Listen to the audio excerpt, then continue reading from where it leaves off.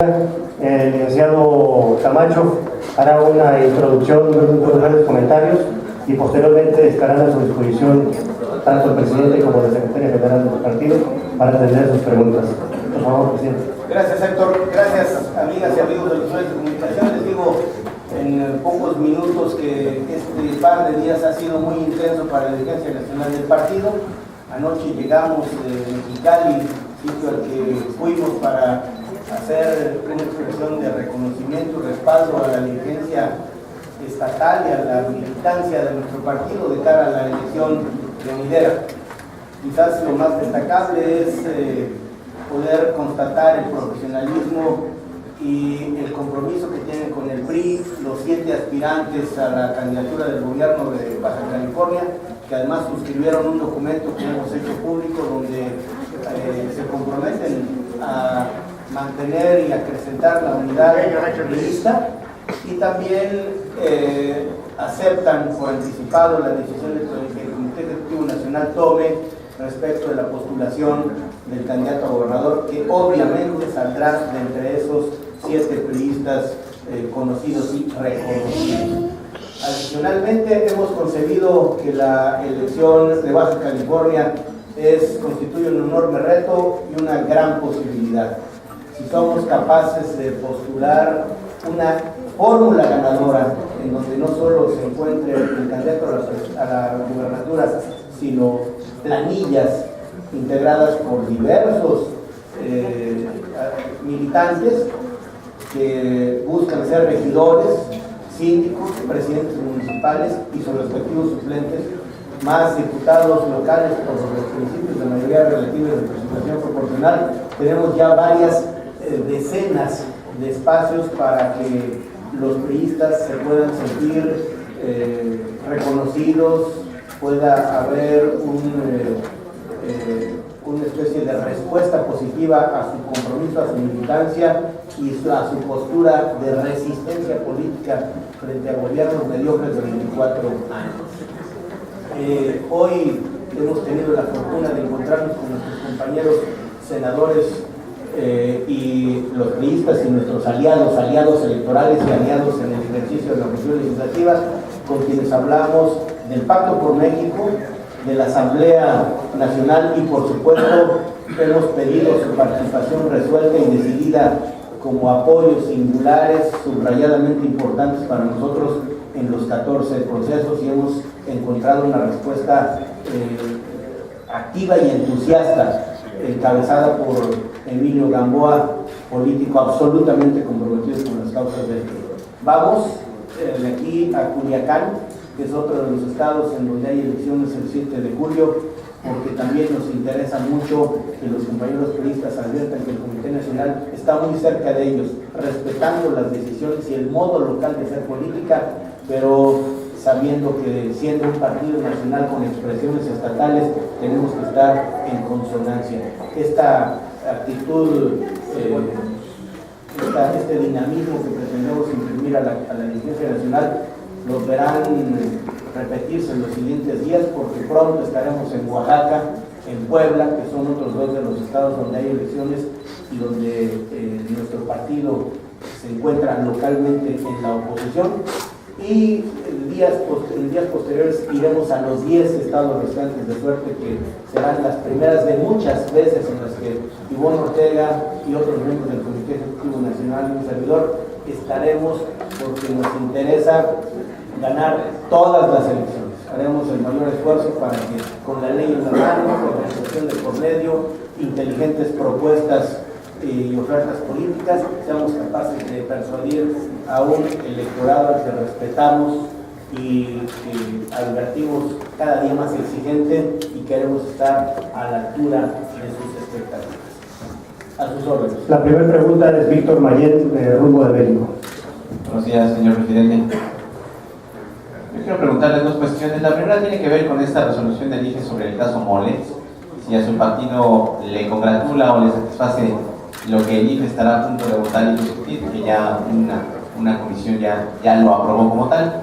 Y la segunda tiene que ver si ya hay una definición clara, si los estatutos del partido se van a modificar para poder quitar esos candados que ahora impiden al Partido Revolucionario Institucional mover la tasa impositiva del IVA y generalizarla a alimentos y medicinas? En la discusión que ayer vimos todos los mexicanos que ocurrió en el Consejo General del IFE acredita que tenemos una democracia robusta en donde los consejeros electorales se pueden conducir de acuerdo al principio de máxima publicidad de cara a la ciudadanía, con los medios presentes y todos nosotros los actores políticos atentos. En una democracia hay amplias discusiones, apasionadas postulaciones de ideas, defensas, réplicas y dúplicas. Ayer, insisto, lo vimos, tuvimos una apretada votación. El PRI primero respeta las decisiones de un órgano que creamos entre todos, un órgano cuyas atribuciones se han ido afinando a lo largo de muchos años. El órgano, sus atribuciones y su operación lo decidimos entre todos los partidos. No podemos tener un criterio selectivo para admitir o no sus resoluciones. Si las admitimos todas. En consecuencia, nosotros, a pesar de que no estamos absolutamente de acuerdo con la interpretación que se hizo de estos hechos, a lo que me referiré enseguida, respetamos la decisión, los argumentos de todos los consejeros electorales, en el sentido que sea. Por eso fueron designados, ratificados por la Cámara de nosotros, y para entrar en materia seguimos considerando, primero, que está absolutamente acreditado el origen lícito de los recursos. Seguimos acreditando que las empresas que aprovechó el partido para hacer esta distribución son empresas jurídica y fiscalmente en orden, así está demostrado. Y por último, nosotros seguimos insistiendo en que estos recursos se deben considerar no como de campaña, sino como gastos ordinarios. Por eso es que estamos evaluando la posibilidad de la impugnación. Ya lo veremos, pero por lo pronto creemos que se trata de una decisión ajustada a las constancias que obran en poder de la unidad de fiscalización. Si hay puntos de vista distintos, son respetables. Nosotros, partido de la legalidad, partido de instituciones, acataremos las decisiones del Consejo General y eventualmente del Tribunal Electoral del Poder Judicial de la Federación. Creemos que las cosas las hicimos bien, así lo hemos acreditado y lo seguiremos defendiendo en los medios y por supuesto a través de las vías judiciales, porque también estas para eso las construimos, porque no me parece respetable que haya una actitud discriminada como reacción frente a las decisiones y se aplauda o se avale la decisión de los órganos electorales cuando a alguien le beneficia, o que sea selectivo al aplaudir que un órgano electoral de esta naturaleza o los órganos judiciales electorales, que son los mismos que calificaron o que resolvieron recursos, por ejemplo, del Distrito Federal, y allí parece, según algunos, que allí las cosas ocurrieron impecablemente, y en esa misma elección, con en esas mismas mesas receptoras de votos, con los mismos ciudadanos que cuidaron la elección, tanto desde el sitial de escrutadores o funcionarios de casilla, como representantes de los partidos, en un caso actuaron bien y en los otros no. Creemos que cuando hay seriedad y profesionalismo en la política, se acatan las decisiones, se echa mano de los recursos, pero cuando llega el momento en que las resoluciones son definitivas e inatacables, no hay nada más que asumirlas y que ver el siguiente episodio electoral, porque este que está pasando será parte de la historia. El segundo, el PRI en su asamblea, que ya empezó a nivel municipal el lunes pasado, sí tiene considerado que haya correcciones, modificaciones, enmiendas a sus documentos básicos, a la declaración de principios, al programa de acción y a los estatutos. Y respecto del tema que aquí se plantea del IVA, yo quiero decir que el tema del IVA en alimentos y medicinas acaba no siendo ni siquiera tema, es subtema. Me explico. El IVA en alimentos y medicinas es solo una parte de uno de los muchos ingresos. Es una visión reduccionista y miope dedicarse solo a una parte de un impuesto. Ese impuesto, siendo muy importante, coexiste con otros, con el impuesto sobre la renta, con la serie de contribuciones especiales, a otros ingresos, porque esos no solo son los impuestos, son los derechos, los productos, las aportaciones de seguridad social, los empréstitos. Ver entonces una reforma hacendaria integral como lo quiere el PRI es considerar los ingresos, pero también los egresos, que creemos que le hacen tanto o más sentido a los ciudadanos que el primero, porque los egresos tienen que ver con el destino final de los recursos públicos, o sea, cómo se va a distribuir el dinero que es de la gente entre la gente. Pero además una reforma de esa naturaleza tiene que ver con la contabilidad, con el endeudamiento, con las participaciones y aportaciones a los estados y municipios, de modo que lo que plantearía el PRI son los trazos de una reforma hacendaria integral y duradera. Se me olvidó otro aspecto que debe considerar: la coordinación fiscal. El sistema de coordinación fiscal data de 1978. Entonces lo que queremos es una reforma hacendaria, no fiscal, integral, que comprenda, entre otros, los aspectos de los que hablé. De modo que vamos a superar con mucho esta visión específica, reduccionista y por lo tanto limitada de una reforma que quite o ponga una línea o dos sobre un asunto concreto. Claudia Guerrero, Reforma. Gracias, presidente. Acá, al fondo. Gracias, presidente. Si bien son temas específicos, quisiera también consultarles si en la reforma a los documentos básicos el PRI estaría analizando la posibilidad de abrir aún más la inversión privada en Pemex como parte de la discusión. La segunda pregunta sería, si ustedes no temen que el PAN y el PRD puedan tratar de zafarse en el Pacto por México frente a las 14 elecciones que se avecinan y la confrontación que puede darse producto de los comicios. Y finalmente preguntarle, presidente, si usted no cree que el consejero García Ramírez debió excusarse del caso que se determinó ayer en el IFE, dada la cercanía que tiene con el PRI e incluso la relación que él dijo tiene con algunos de los integrantes o accionistas de las empresas que estuvieron involucradas en el caso Montes. Gracias. El caso de la cito literalmente, incrementar la inversión privada en Pemex, me lleva a decir en términos generales, no solo en esto, que un partido político debe tener ideología, pero que esta no debe rayar en el dogmatismo. Los dogmas son propios de las religiones, no de los partidos políticos. Nosotros tenemos una ideología robusta que hemos afinado para ponerla al día. En el caso que nos ocupa, el tema energético, nosotros nos pronunciamos por mantener la rectoría del Estado en esta, que como lo llama la Constitución, es una de las áreas estratégicas, que son las más importantes. Entonces vienen las llamadas prioritarias y las liberales. En las áreas estratégicas el PRI mantiene su posición de que el rector del desarrollo debe ser el Estado, y tiene la idea firme de que los recursos naturales, que son de todos los mexicanos, se tienen que aprovechar de manera cabal para beneficio de todos los mexicanos. Si hubiera la posibilidad de abrir la inversión privada Pemex, no será en los renglones delicados, y esto no podría nunca poner en riesgo o debilitar la rectoría del Estado a la que me he referido. Respecto a la segunda, yo apelo y hago votos por el profesionalismo de los partidos suscriptores del pacto. Es decir, las elecciones, con todo lo importantes que son de coyuntura. Es decir, hay una fecha, el 7 de julio, pero los grandes problemas de México estaban antes del 7 de julio y seguramente se mantendrán después del 7 de julio. Creo que serían poco generosos, poco comprometidos con México si se retiran de la mesa del pacto. Si las miras son de corto plazo y van tras una elección, me parece que sufrirían de miopía política, de cortedad de miras. El PRI no las tiene.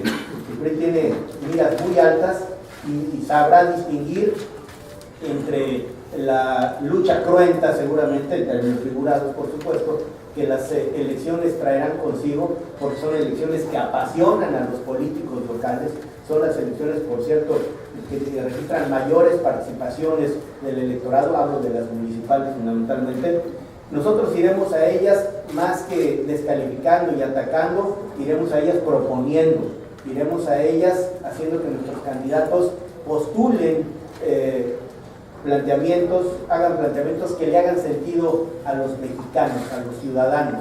Y de los partidos políticos, insisto, que hasta ahora se han comportado con sentido de responsabilidad, esperemos que estas dolencias, a mi juicio injustificadas, no afecten esa responsabilidad que bien califico como histórica de hacer que el pacto, porque además muchos de estos asuntos tienen necesidad de largo proceso de moderación, que el pacto pueda concretarse y fructificar. Quiero explicarlo. Hay algunas que son reformas constitucionales, todavía faltan las leyes secundarias, falta convertirlas en políticas públicas, falta que haya acciones, falta que haya suficiencia presupuestal, de modo que esos asuntos de fondo, de política social, de política de seguridad y justicia, no deben verse en riesgo por una actitud que, si modifica su comportamiento, no dejará de ser mezquina. Última, creo que Sergio García Ramírez es un profesional del derecho de prestigio sobradamente acreditado. Es de los abogados que han, en sentido lato, mejor representado a México incluso en mecanismos internacionales que tienen que ver con la justicia, el derecho. Creo que su acreditada hoja de servicios a favor de México, de la legalidad y la justicia, tiene en su decisión de ayer un capítulo más de congruencia. Si fue nombrado para ser consejero electoral, seguramente lo fue para que ejerciera a plenitud su derecho no solo de opinar, sino de votar. En consecuencia, independientemente del sentido del voto, en el caso de Sergio García Ramírez y del resto de los consejeros electorales, nuestro respeto invariable, independientemente del sentido de sus argumentos y de sus decisiones. El grupo CIL, Iván Moreno. Presidente, ¿qué tal? ¿Cómo está? Preguntar, usted mencionó hace un momento, persuadir a un electorado cada vez más exigente, ya hace unos momentos habla precisamente de este tema electoral, pero ¿cómo convencer a este electorado que el día de ayer, con una decisión de la Corte, se entera que una persona acusada de un delito muy grave para la sociedad que vivimos actualmente, pues se le deja libre y se regresa a su país? Pero además, por circunstancias que tienen que ver con la procuración de justicia, ¿qué se puede hacer desde el lugar que usted ocupa precisamente para convencer a ese electorado, primero y segundo?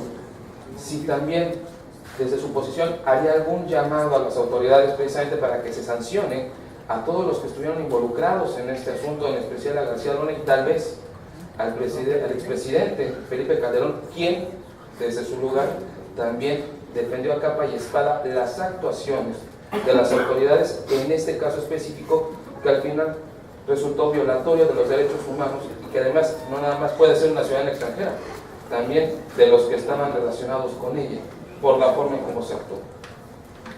Creo que este no debe ser, y nosotros no lo haremos, un tema de hacer un tema electoral.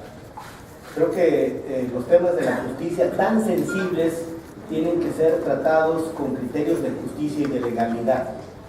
Y a este respecto, lo que me parece revelador es que un asunto que cobró notoriedad, seguramente por el perfil de la persona involucrada, puede ser solo el botón de muestra de decenas o centenas de asuntos que están en condiciones similares.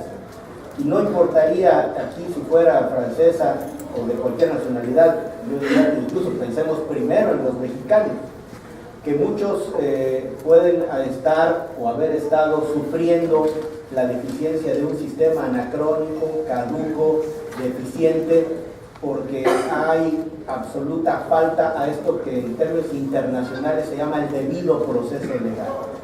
Es decir, no hay que ser de ninguna nacionalidad para exigir el debido proceso legal.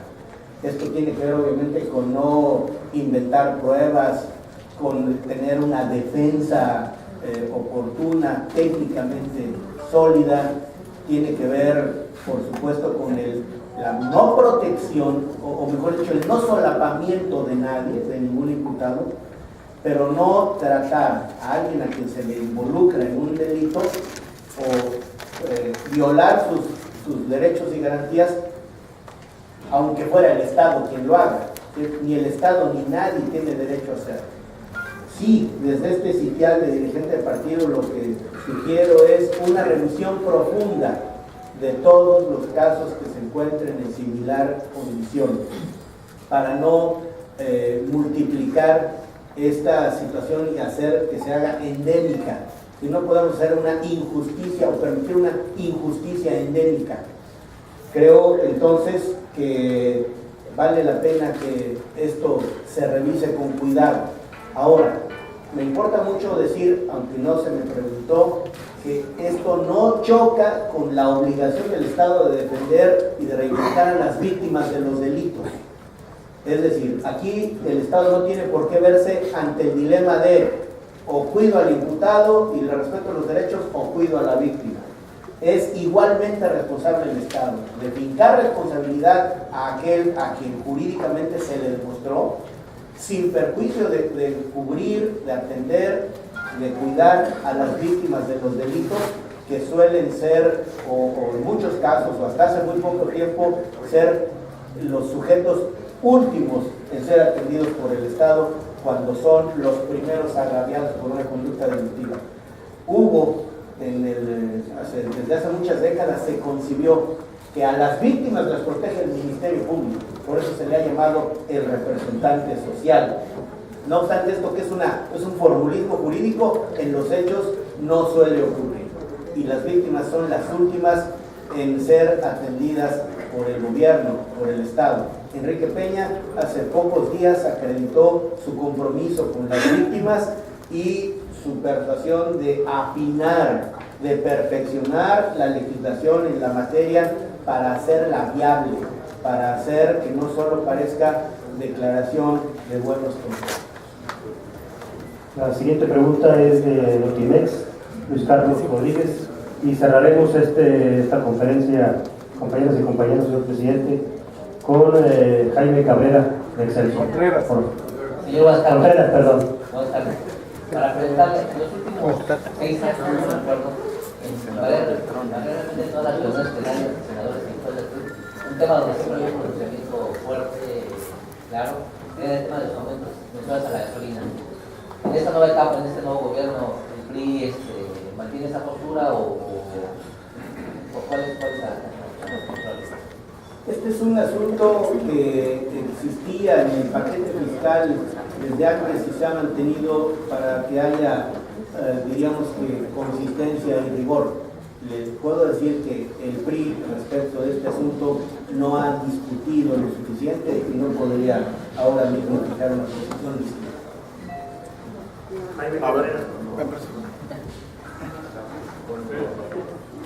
Sí, Contreras, muchas gracias. Nada más de apellido, ¿no? Solamente, orgullosamente Contreras, César.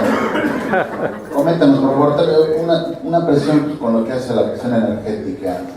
¿Qué se entiende por renglones delicados? Dice que no se va a mover el PRI en renglones delicados, pero yo quisiera que me lo definiera. ¿Y cómo convencer a los priistas de esto, que históricamente desde Lázaro Cárdenas el petróleo es nuestro? ¿Cómo convencerlo de que no en áreas delicadas sí va a haber participación del sector privado? Precisión al mando también sobre el asunto de lo que comenta el presidente en cuanto a las elecciones de este año. El PRI, ¿cómo reacciona en concreto ante una suerte de chantaje electoral? Piso parejo, dicen ellos, reglas claras, blindaje electoral, o nos salimos del pacto. Y tercero, bien concreto, ¿cuál es la posición del PRI, de Revolucionario Institucional, don César, con respecto al proyecto de impulsar cambios en la legislación para apoyar a los municipios endeudados, los estados altamente endeudados, que ya constituyen más de 400.000 millones de pesos solo en este momento? Después de que dije temas delicados, hice una precisión. Los llamé la materia de las áreas estratégicas que define la Constitución. Creemos muy bien, o tenemos claro, que no debe haber, por lo menos para la discusión, temas vedados. Es decir, el PRI tiene que discutir y por eso es un ejercicio colectivo. En la Asamblea concurrirán más de 4.200 personas, una cifra más o menos de ese tamaño. Lo que quiero decir es que a veces lo que hemos hecho es evadir, y lo que un partido moderno no tiene que hacer es evadir. Vamos a entrar a la discusión para hacer una precisión de hasta dónde sí y a partir de dónde no. Por eso no puede la dirigencia hoy adelantar vísperas. Lo que sí le puedo decir es que esta posición aparentemente pétrea tiene que ser suficientemente maleable, no para cambiar el espíritu original, y me refiero al segundo planteamiento. Usted decía, el petróleo es nuestro, hoy mismo el PRI lo suscribe y lo podría hacer suyo. El petróleo es nuestro y debe seguir siendo nuestro. Ocurre que esta expresión general, ya cuando la tenemos que concretar, tenemos que ser suficientemente inteligentes para que sin que deje de ser nuestro, lo podamos aprovechar a cabalidad de manera más inteligente y eficaz, yo incluso diría rentable. Es absurdo que hoy estemos exportando a los Estados Unidos petróleo crudo y luego compremos gasolina, con todo lo que esto parece de absurdo y además de oneroso para el gobierno.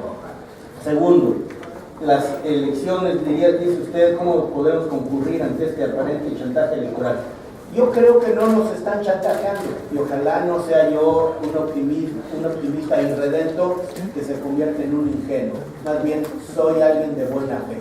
Confío en que no esté nadie, en que nadie de los otros suscriptores del pacto chantajee, porque esto haría disminuir su calidad ética como actores de los partidos nacionales. Y cuando dicen piso parejo, reglas claras, yo puedo decir, yo también las quiero. Piso parejo, reglas claras. O sea, nadie está por un piso disparejo que tenga ventajas y desventajas o por reglas confusas, oscuras. No, queremos también reglas claras y piso parejo. No queremos ventajas, no las necesitamos, pero no estamos dispuestos a admitir desventajas.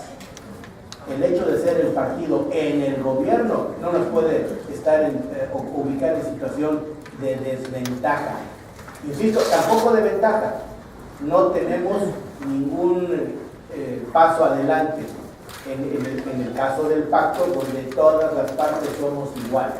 Yo apelo, y con eso termino, al sentido de responsabilidad, a el compromiso por México, que el nombre es elocuente. Es decir, el pacto entraña un compromiso por el país sin mezquindades y sin visiones miopes, viendo esto con una visión de mediano y de largo plazo. Uno de los éxitos del pacto es aprovechar o tener presente esto que en política es vital, el sentido de la oportunidad. O sea, en el inicio de la gestión me parece muy adecuado que se haya firmado el pacto, porque la maduración de muchos de los proyectos es larga. Entonces, no dejemos de concurrir, no dejemos de proponer, no dejemos de corregir, no dejemos de participar. Las cosas no se arreglan por inercia. Los grandes retos se van a afrontar exitosamente si somos inteligentes y acertados. El PRI, por lo pronto, mantiene su mano tendida y abierta para continuar con el pacto, sin que ello entrañe dejar de atender nuestros retos electorales. Sobre la deuda. Así concluimos esta conferencia de prensa. Sobre la deuda. Yo quiero preguntarle, dirigente panista Gustavo Madero acusa que hubo una cortina de humo con el caso de la... Es absurdo. Es decir, como si nosotros pudiéramos manejar los tiempos del IFE, por ejemplo. Esta sesión estaba conocida, agendada hace muchísimo tiempo, es bastante en la ley, o sea, ni siquiera se pueden modificar. Entonces, bueno, es absurdo pensar así. Yo lo que creo es que hay una dosis de soberbia detrás de estas interpretaciones de los hechos que traslucen que si la realidad no es como yo la pienso, pobre realidad. Es decir, hacer suponer que si las cosas no salen como cada quien piensa, las descalifican de entrada, aunque sea expresión de perogrullo, las cosas son como son. Estos calendarios estaban fijados y bueno, a lo mejor yo podría decir que esto es también para tratar de evadir una responsabilidad jurídica, política, por un asunto desahogado con evidente deficiencia. Y si hay una pequeña dosis de, digamos, de suspicacia, que también fue deficiencia y mala fe, para lograr tener o dar un golpe de espectacularidad que entonces hubieran esperado que les diera también rentabilidad política. Pero a lo largo del tiempo, las cosas, las leyes, los juicios pusieron y pondrán a cada uno en su lugar. Muchas gracias, concluimos esta conferencia de prensa. Muchas gracias, señor presidente. Gracias, compañeros. A las cámaras, fotógrafos, camarógrafos, por favor, para... La sana e inteligente contratación de deuda. Es decir, no parece correcto desde el punto de vista técnico no endeudarse, porque los beneficios que trae un correcto y oportuno endeudamiento es satisfacer en el presente una necesidad social que se va a sufragar con dinero que se va a pagar a lo largo de los años. El problema es cuando se contrae deuda irracionalmente porque se presionan las finanzas al punto de hacer inviable un gobierno. Entonces, o sea, lo que es cierto es que no habrá, diríamos, entre comillas, regalos para nadie, pero habrá mecanismos jurídicos para corregir, no para rescatar, para corregir las deudas de gobiernos locales y para también, diríamos en sentido figurado, alentar, contraer deuda para aquellos que tengan finanzas sanas. ¿El PRI va a tapar a gobernadores o presidentes o alcaldes que hayan sido irresponsables? El PRI no va a tapar a nadie de ningún partido político. El PRI no es cómplice de nadie. Algo que seguramente van a escuchar después de la asamblea o durante la asamblea es que el PRI quiere ser una instancia que pueda hacer recomendaciones a gobernantes, a políticos